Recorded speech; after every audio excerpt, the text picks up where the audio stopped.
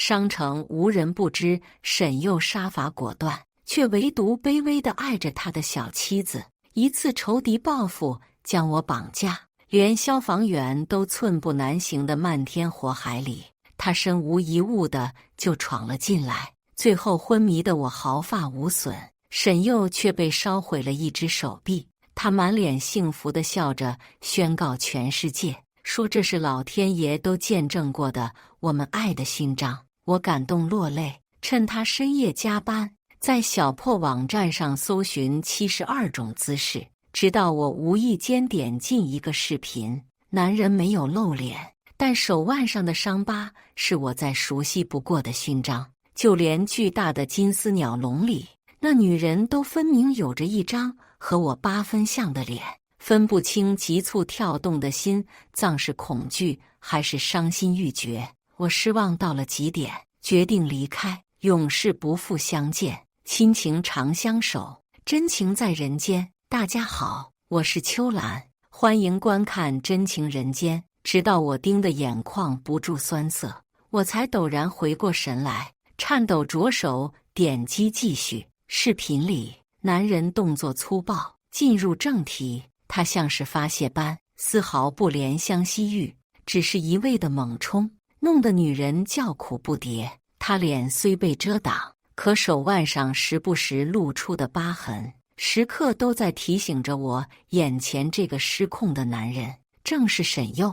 女人忍不住惊叫出声，不堪承受的痛呼求饶。沈佑凑近她耳边，用最温柔的嗓音说着：“绵绵，你知道我有多想这样弄哭你吗？你从来不听我的话，我真恨不得打断你的腿，让你一辈子都只能依附于我。”我眼泪唰的一下全流了下来。他管那个女人叫绵绵，而我叫许念。我突然想起，每当床子之间，他总是温柔深情地吻我，嘴里一遍遍喊我的名字：绵绵、念念。原来我竟是他养在外面，替他真正心尖上的人替罪当灾的祭品吗？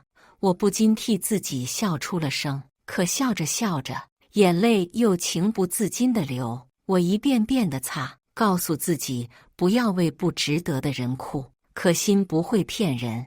我痛到几乎要分裂撕碎开来。我点进和沈佑的聊天框，最后一条是他出门前的报备：念念，桌上有给你热的牛奶，喝完早点睡，我今晚还要加班，不确定几点回，但我会尽快完成工作，回来给你暖脚。配上一张他的比心自拍照，滑稽又爱意满满。以前的我被闷在鼓里，信以为真，他对我的爱至死不渝。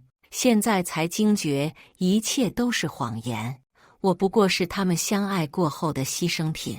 我崩溃到浑身颤抖，手抖着拨出一个电话，听着电话那头公事公办的语气：“您好，女士，确定要购买我们公司的销声匿迹服务吗？”我哽咽着点头。那头继续介绍：“好的，本业务主要帮您销户除名，替您善后，保证您在新的地方能随心所欲做您想做的事，保证所有人翻天覆地都找不到您半点踪迹。”我勉强挤出一丝笑，突然想，最后尝试着挽留一把，给沈佑发去了一条消息：“沈佑，我想你了，现在回来陪我好吗？”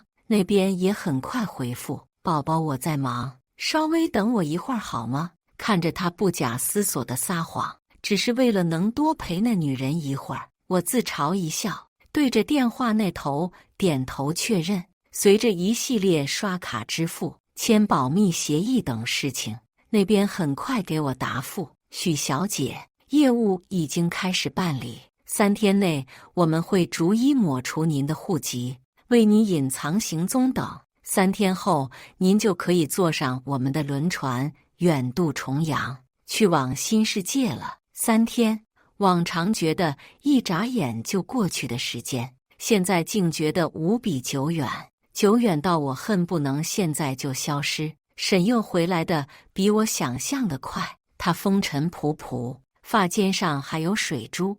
我看了眼窗外，风平浪静，根本没有雨势，心知肚明，他这是刚从新奸宠的床上下来。他抱着我，像往常一样和我腻歪进了被窝。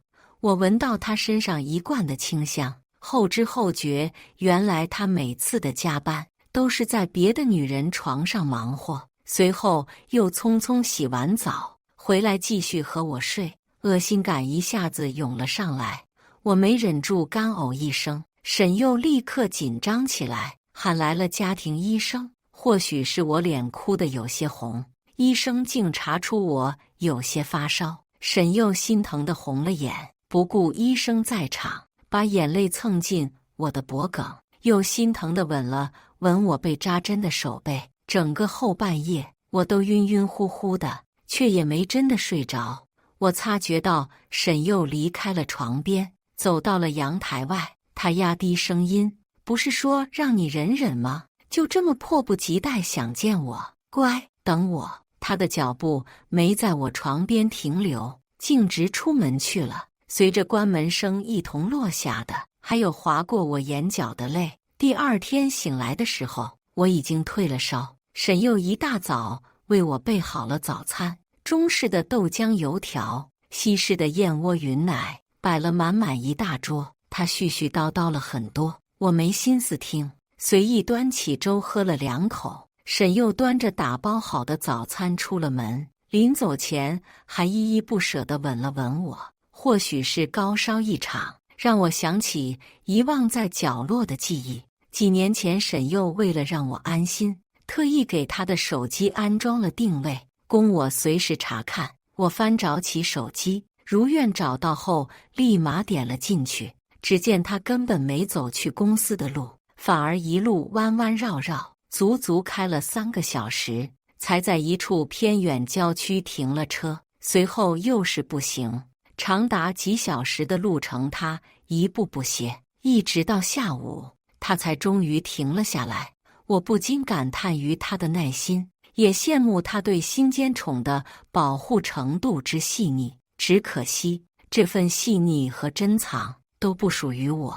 可很快我发现了不对，他最终停留的定位怎么是我所在的别墅定位？这栋老洋房我住了10年，楼层上下就没有我不知道的地方。可沈佑从头到尾都没回来，他能在哪？我心头涌上一股奇异，鬼使神差地来到1楼杂物间，抛开满是狼藉后，终于见到了地下入口。他竟大胆到将人藏在了我日夜起居的家里。我眼下心底的酸涩，正巧接收到业务团队发来的进度：许小姐您好，这边已顺利为您销户，接下来是清理您留在这边的痕迹，请您配合一下。我看着这条消息陷入沉思，还没等想好主意，别墅大门就传来了动静。一看时间，才发现是沈佑的下班点，他提前回来了。沈佑捧着一大束鲜艳的红玫瑰，我只以为是像往常那样带花哄我开心，却没想到他捂住了我的眼睛，带我到大门外，松开手，眼前是精致华丽的花海，满满一后备箱的礼物。沈佑还贴心地标上号，从0到21。我被眼前的一幕震惊，鼻子忍不住酸涩，眼泪又不争气地流。明明都已经决定放手，偏偏面对他的宠爱，我还是会忍不住激动落泪。沈佑在我身侧单膝下跪，金黄色的暖光打在他身上，衬托得他金贵出尘。偏偏他温驯地跪伏在地，姿态放到最低，语气近乎渴求：“念念，嫁给我好吗？我以性命起誓，绝不会伤害你，辜负你。如果可以，我愿意把我的命都给你。”我想起17岁的沈佑对我说：“念念，我会用命来守护你，只要你能永远在我身边，好吗？”后来，沈佑真的做到了。他不顾大火，不顾所有人的反对，冲进火场，抱起昏迷的我。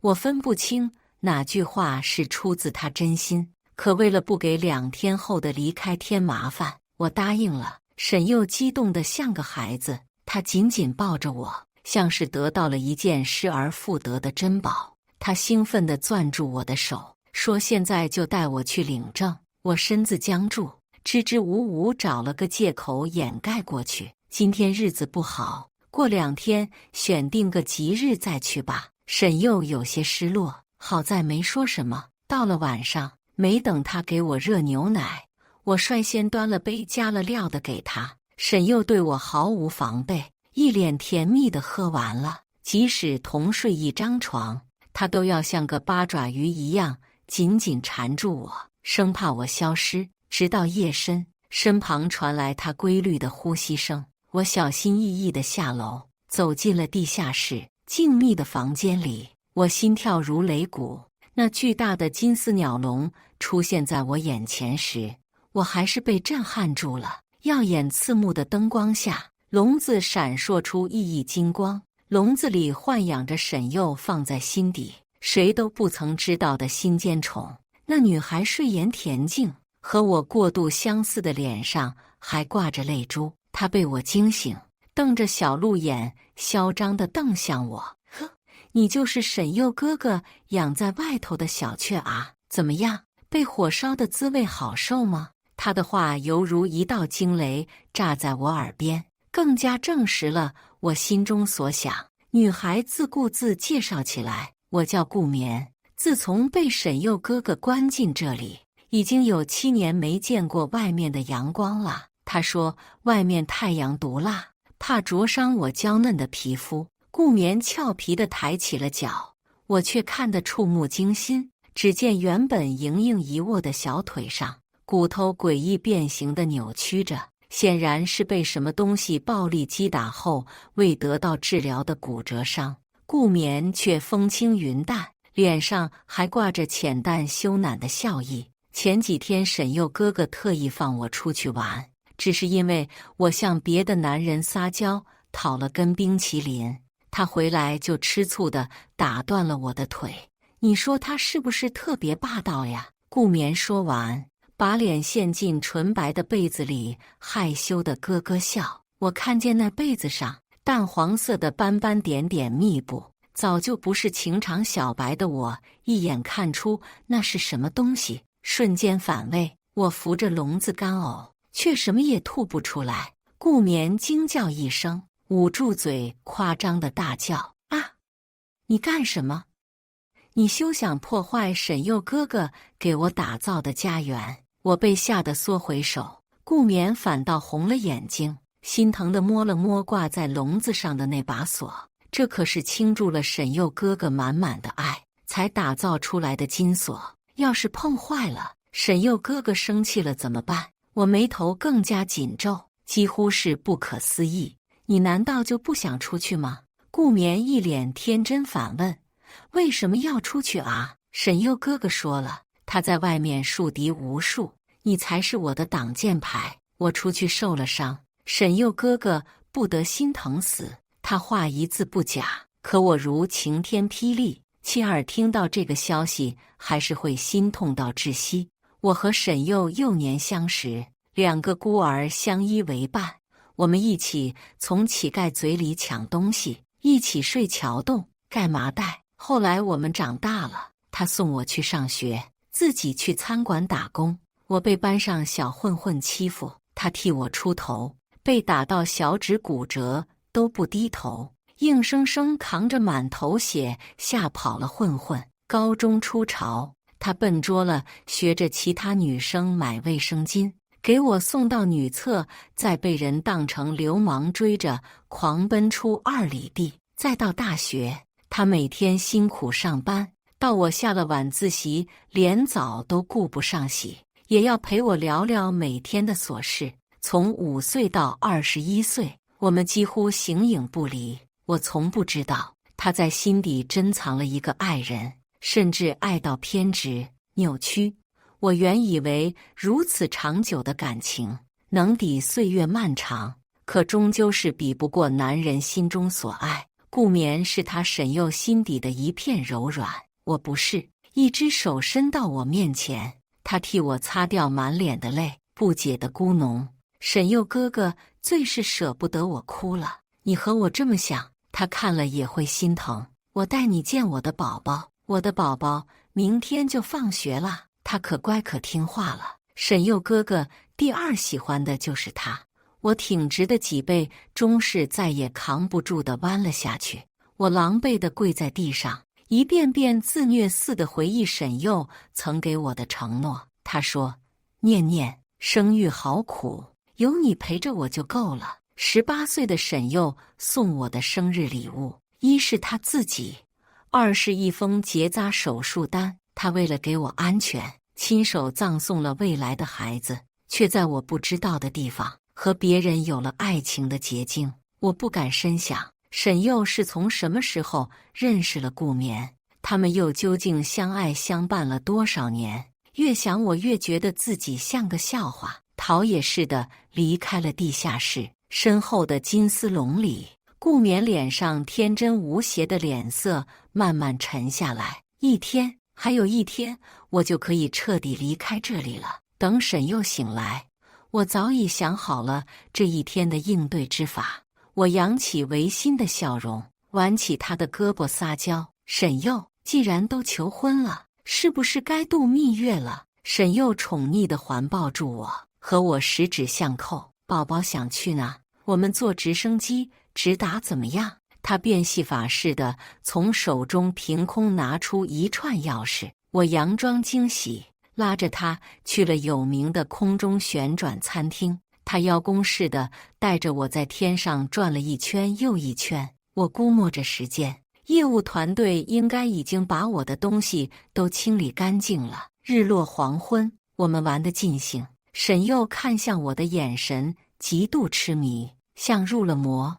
我浑身激起一阵鸡皮疙瘩，哄着他进浴室洗澡，手却不小心碰到他的口袋，清楚地摸到一个环形金属。去过地下室的我一眼认出那是什么东西，分明是一个手铐。我吓到屏住呼吸，不得已动用业务团队给我留的备用方案，眼疾手快地在他拿出手铐打算锁我之前，喷壶几下洒在沈佑脸上，药效即刻发作。沈佑倒地前，眼底涌现出浓烈的不甘和愤恨。别走，念念，可我不在乎了。沈佑，我陪你熬过了最艰难的时候，既然顾眠是你的选择，那我就退出，从此以后永世不复相见。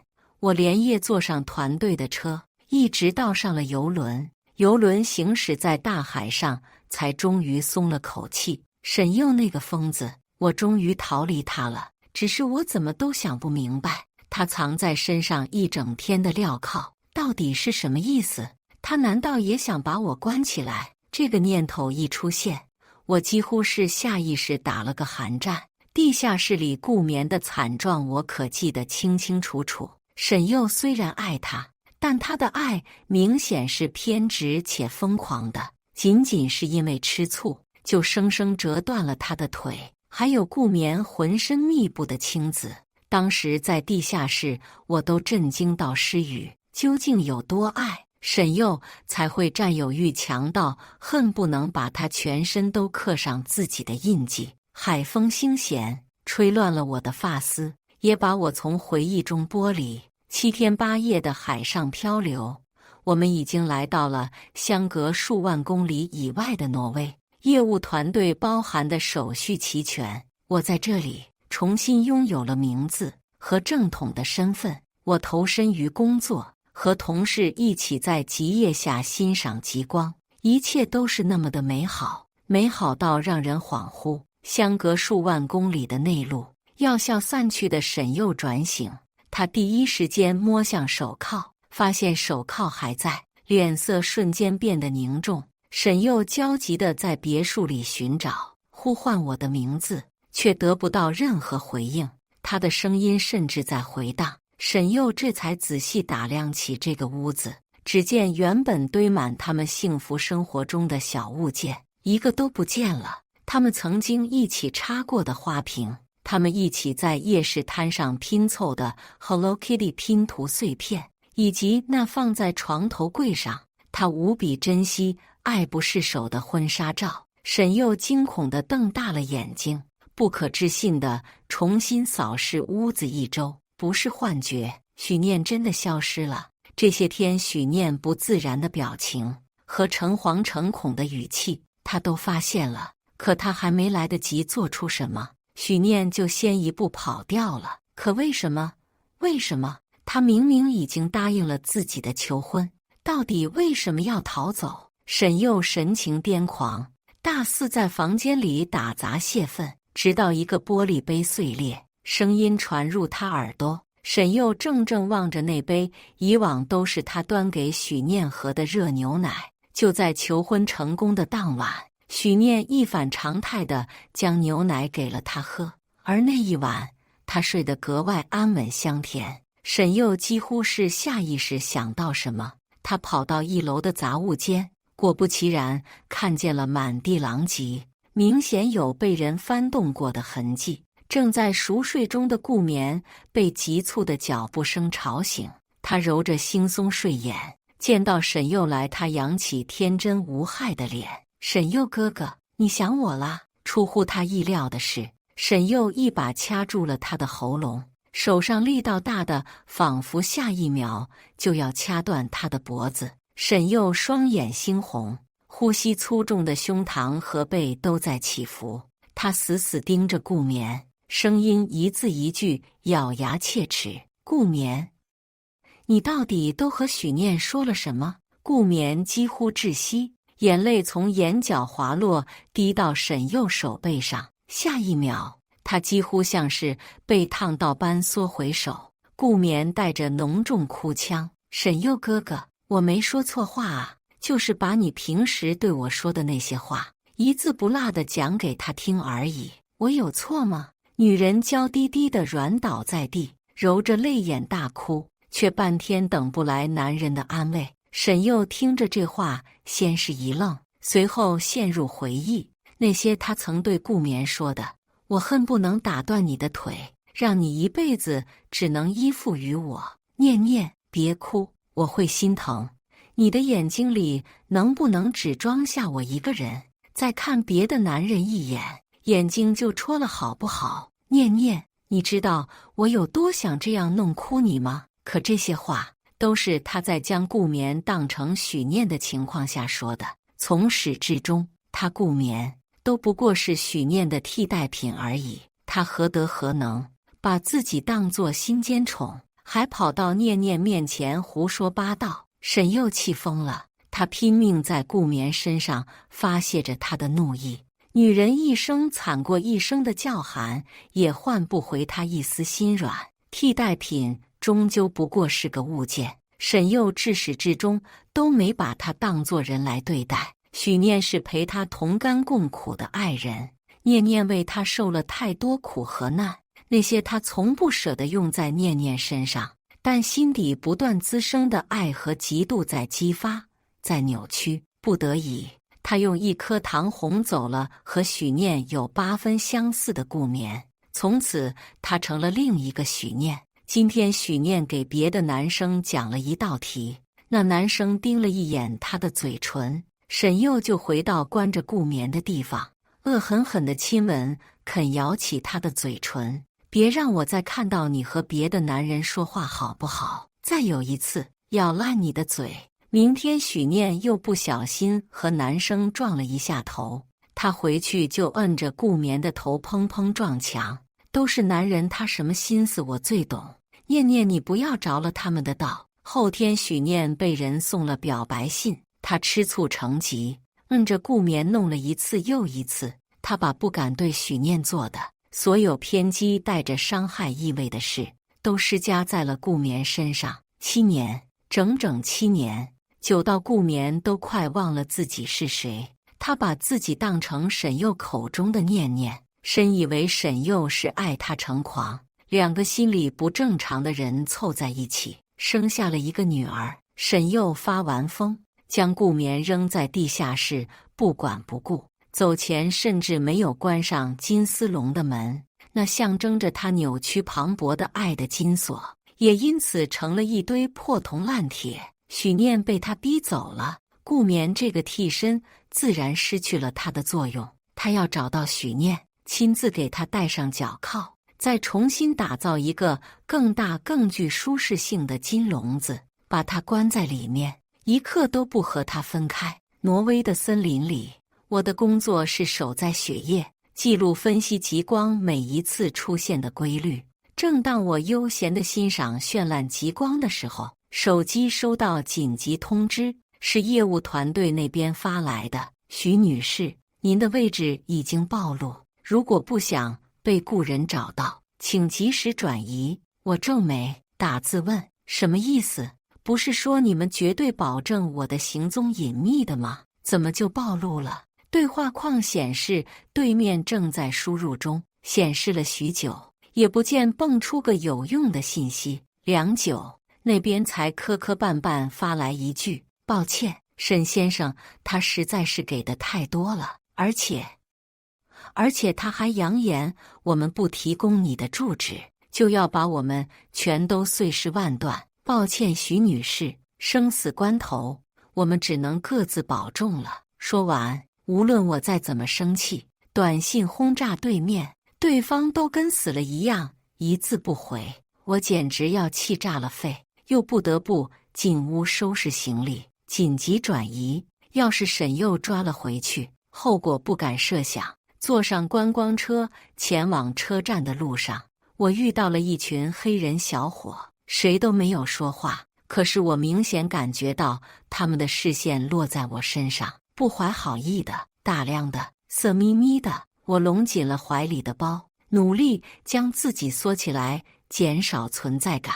可是车子即将抵达终点站时，他们行动了，一群人七手八脚地抢我的包，甚至连我耳朵上那不值钱的镀金耳饰都被生生拽了下来，血顺着耳垂流进脖子，浸湿衣领，黑压压的枪口抵在我额头，吓得我一动不敢动。此时此刻，我开始无比后悔，就该趁月黑风高夜，四下无人的时候再跑。一只大手带着难闻的气味向我伸来，我想躲，却无处可逃。我紧紧闭上眼睛，祈祷奇迹降临。耳边忽然响起枪声，我吓得抱紧自己。接连几声枪响，我清楚听到身边黑人一个接一个倒地，直到周围又恢复沉寂，才敢小心翼翼睁开眼，看清周围情况。夜色下，极光倾泻在男人身上，他大步流星朝我走来，熟悉的身形，我几乎一眼就认出眼前男人就是沈佑。他怎么会这么快就找到我了？来不及思考，我转身朝反方向拔腿就跑，可雪越来越深，直到我一脚下去，陷进雪里大半截身子，最后还是狼狈的被沈佑一把捞了起来。他面无表情，可我知道这是他生气的表现。沈佑从不在我面前发火，可一旦他不对我袒露心情，那就意味着我要遭殃了。纯金打造的手铐戴在我手上，大小尺寸竟1分1毫都不差，就好像真是为我量身定做一般。沈佑将我和他的一只手牢牢铐在一起，一言不发地拽着我上了他的直升机。中途加了几次油，我借口上厕所，他也寸步不离地跟着我，甚至连厕所门都不让关，更别提解开手铐了。一路回国，直升机停在了一座小岛上，是我从未见过的地方，四面环水，离最近的陆地也有108000里。我还不会水，简直是切断了我所有逃生的路。小岛别墅的装修金碧辉煌，闪得人睁不开眼，像上世纪欧美国家的奢靡做派，简直就是一个更大更精致的金丝笼。沈佑是个彻头彻尾的疯子，就算他不爱我，10多年的情谊，他也不会轻易放我离开。他一遍遍地捡起镣铐，强制锁住我的手脚。我拼命挣扎，在他手腕上狠狠咬了一口，留下血印。他连眉头都没皱一下，反而变态地舔舐我的牙印，血丝吸进嘴里。琥珀色的眼瞳里一闪而过我看不懂的晦暗，直到确认镣铐牢固且我逃不出去后，他才慢条斯理整理我凌乱的发丝。我受够了他的疯劲，张口叫骂：沈佑，既然不爱我，为什么不愿意放我走？你个疯子！把我当替身和挡箭牌的时候，就没有想过有一天我也会消失吗？沈佑眉头一拧，神情痛苦，他虔诚地朝我下跪，像当初求婚时那样紧张和焦虑。念念，你误会了，从始至终真正的替身都是顾眠。我是爱你的，就是因为我太爱你了，爱到偏执，爱到疯狂，爱到恨不能折断你的手脚，只能依附我。可我又舍不得你疼，舍不得你哭，不得已我才把顾眠关起来，当成你来凌虐。我对他说的那些话，其实都是我想对你说的。我浑身颤抖，后背发凉。就算他说的是真的，也不见得是件好事。相反，他此刻跪地求原谅的模样更让我害怕。1个月前，你和公司姓张的那个男人出去喝酒，我实在是极度的快要疯了，才会没忍住打断了顾眠的腿。可我永远不会那样对你，念念，原谅我好吗？我感到一股恶寒，声音发颤。那是市场部经理啊，我和他喝酒是在陪客户吃饭，我不是提前和你报备过吗？那之后小张出车祸提离职，也是你做的吗？面对我的怒声质问，沈佑羞愧地低下了头。我愤怒地从他手里抽回手，抬手一巴掌狠狠扇在他脸上。沈佑一副愿打愿挨、低眉顺眼的样子，更让我来气。与其说是爱的卑微，不如说是油盐不进。当初他去上学建立正确的三观，现在看来简直是莫大的错误。沈佑见我如此生气，大概也有些心虚，匆匆撂下一句：你认床，我回去把床搬来给你换上，就走了。整个小岛上除了我，连个影子和鸟都没有。仅仅是在这待了1小时，我就已经被无边的寂寞和孤单淹没。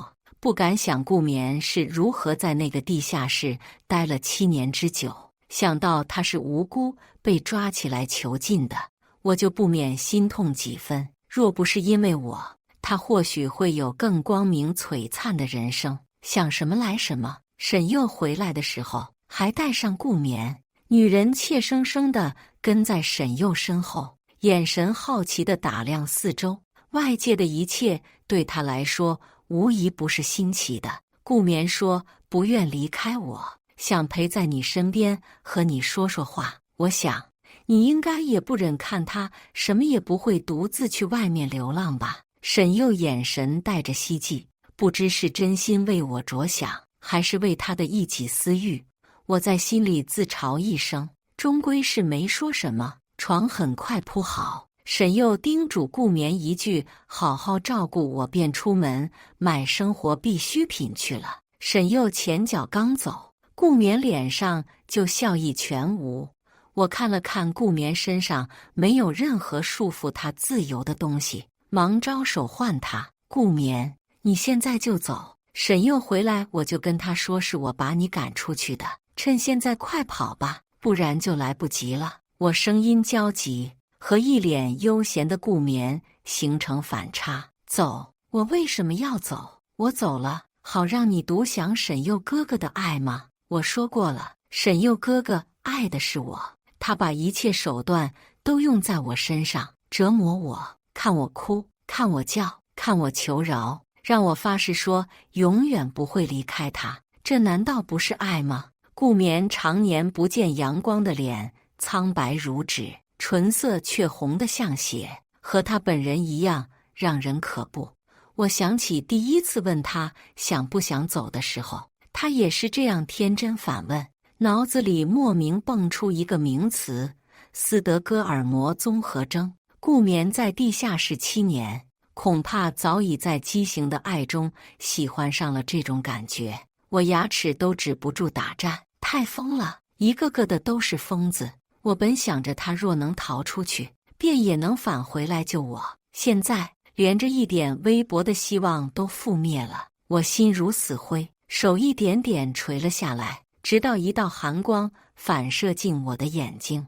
我下意识抬手遮住眼，却不料心口传来一阵剧痛，一柄匕首狠狠插进我的心口，刺入心脏。顾眠恶狠狠地搅动匕首，我能清楚感受到心脏在被割裂、绞碎，痛苦如海水般涌来，一阵高过一阵。海水附上我的口鼻，让我连呼吸都困难。去死吧，贱人！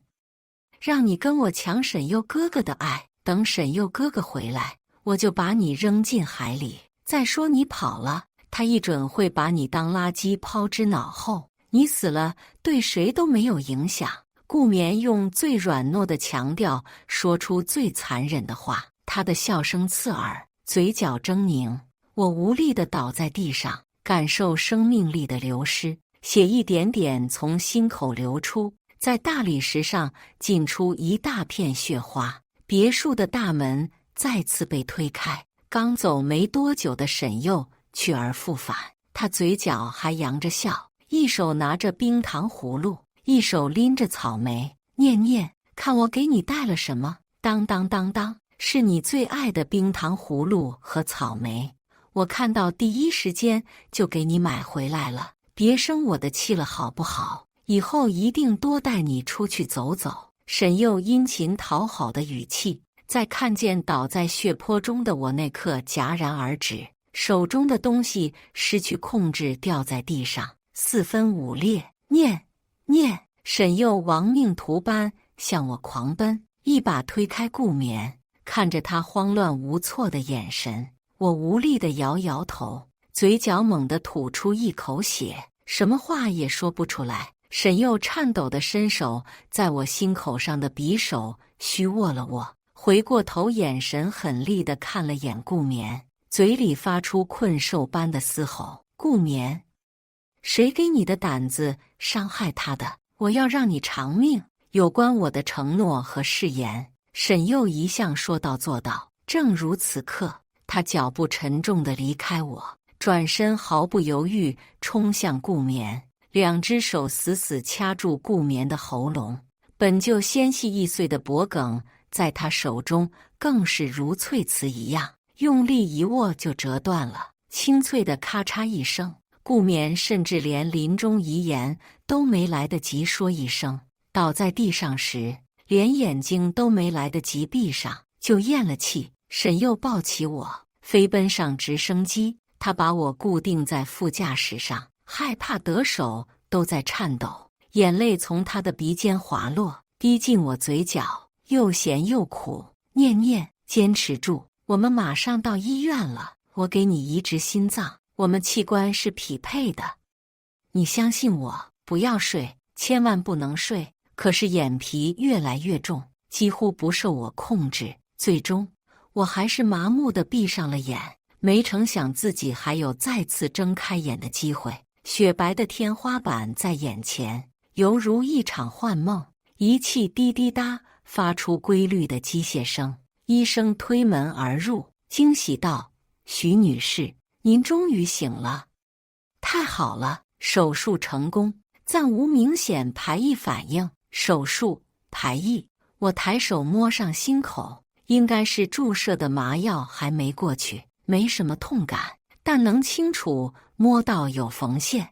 我忽然想起昏迷前沈佑说的话，猛地坐起身，医生忙将我重新摁回去。我挣扎着要下床，不顾一切的模样吓坏了他。医生摁下紧急呼叫铃，乌泱泱一群人进来，将我摁在床上，无力感席卷全身。他们给我注射了镇定剂，我情绪逐渐归于平静，只是脑袋闷痛，让我感觉好像失去了什么。我忙问：送我来的那个男人呢？医生面面相觑，最终长叹一口气，向我坦白：您的心脏就是由沈先生签字捐献的。他走前让我把积蓄转交给你，还给了医院一大笔钱，嘱托我们照顾好你。所以这段时间你好好养伤才是要紧。尽管早有预料，听到这个消息，我还是一阵刺痛，头在痛，心也在痛，可就是麻木不起来，耳朵里一阵嗡鸣。医生又叮嘱了什么，可我一句也听不清了。在医院被强制住了半年，终于休养好了身体。我第一时间出院，根据医生提示来到了沈佑坟前。他是个傻子，当初把我送到抢救室，因为太急，只把遗产一股脑交给我，剩下的全部预付了医疗费，连一笔死后的安葬费都没给自己留。还是好心的医生护士齐齐凑钱，为他选在郊外一处空地安置好了尸身。沈佑在外人面前不苟言笑，好在现在被贴在墓碑上，被人批了个格外和蔼的笑容。我看着亲切，笑着笑着，眼泪又情不自禁地流。沈佑，你个傻子，谁让你偷偷做血液检测匹配器官的？不知道避衬吗？现在好了，躺板板了吧？我苦笑着，有风吹过，发丝拂过我的脸颊，就好像是沈佑隔着风摸了摸我的脸。我一直守在他坟前，陪他说说话，直到傍晚，我才猛地想起，他不是没在这个世界给我留下东西。他和顾眠的孩子，父母都死了，可是孩子是无辜的，不能没人照顾。我找过去的时候，小女孩正在孤儿院里和野狗抢食，我看得胸闷，恍惚想起5岁那年，我和沈佑穷得买不起一个馒头，只能抢路人扔进狗碗里的半块馒头，笑着分食。往事一幕幕在眼前如走马灯飘过，我深呼吸一口气，将小女孩从地上一把捞起来，在院长那里从善如流地办理好了领养手续。我将小女孩带回了家，给她重新取了个名字，叫许佑。许诺神明保佑。感谢大家的观看，欢迎大家在下方评论区讨论。如果你喜欢这类故事，记得点击订阅《真情人间》，并分享给更多的人，这会对我帮助很大。再次感谢大家的观看。